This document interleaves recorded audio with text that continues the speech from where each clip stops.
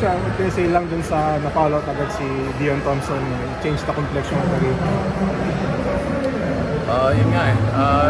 Actually, the referees decided the results of the game in that situation.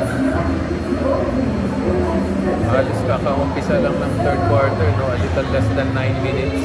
Tinawagan siya ng tatlong sunod-sunod na maninipis na mga tawag.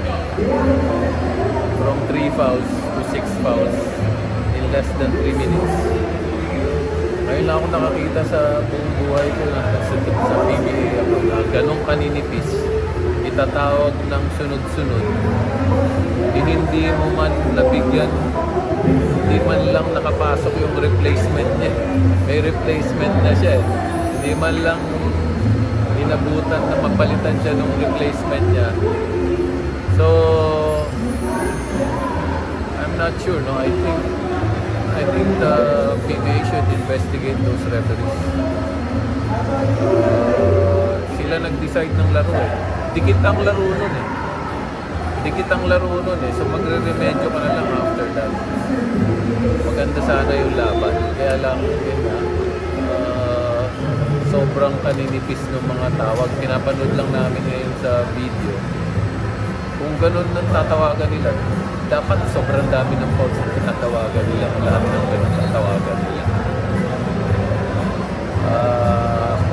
Ataka-taka at hindi makatarungan.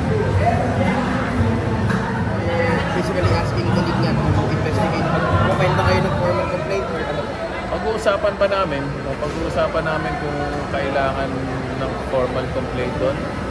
Pero the mere fact na nakita ng lahat kung ano yung nangyari, I don't think that's playoff. Those are playoff calls. Sa playoff tayo, import, bibigyan mo ng tatlong sunod-sunod na fouls. Pati yung rule natin sa landing spot, ridiculous na eh. Ikaw yung nandun, yung tumatalon, isang paa nagland, tapos yung isang paa habulin yung paa mo, ikaw ang may kasalanan. So it's becoming ridiculous, no? Yung landing spot foul natin na yung tumidepensa, walang kalaban-laban. Kung tatalon ako, ang intention ko is mag-land doon sa paa mo, iuuna ko yung isa kong paa, tapos yung isa kong paa, ilaland ko sa paa mo na nandun na. Kasalanan mo. Tama ba yun? It's ridiculous. It's getting ridiculous. That landing spot hindi nila alam i-apply eh, kung paano. Hindi nila alam basta ang ano doon. Basta natapakan yung paa mo. Eh kung ako tumatalon tapos tapos tatapakan ko yung pangalawang paa ko doon sa paa mo, eh di, which is exactly what happened. Pati yung kay Stockton, ganun. Maglaland muna sila tapos yung pangalawang paa nila itatama sa paa mo. Kahit na gaano ka nipis yung tama, ikaw pa rin may kasalanan eh, kung ikaw nasa depensa. So I think kailangang i-review yung mga rules. Ridiculous na. Talaga. Ganun talaga.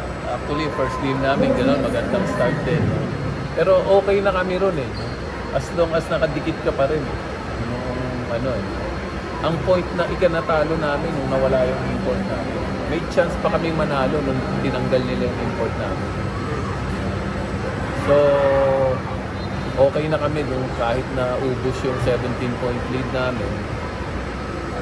Wag lang noong kung crucial, eh biglang yung import mo tatawagan nga ng tatlong maninipis na fouls. Yun lang ang Anyway, di pa naman tapos. Meron pang Friday. Kaya sayang. Sayang. Could have been a better game if it had just been well officiated. Ang nagpapangit ng laro yung mga referee. Sige.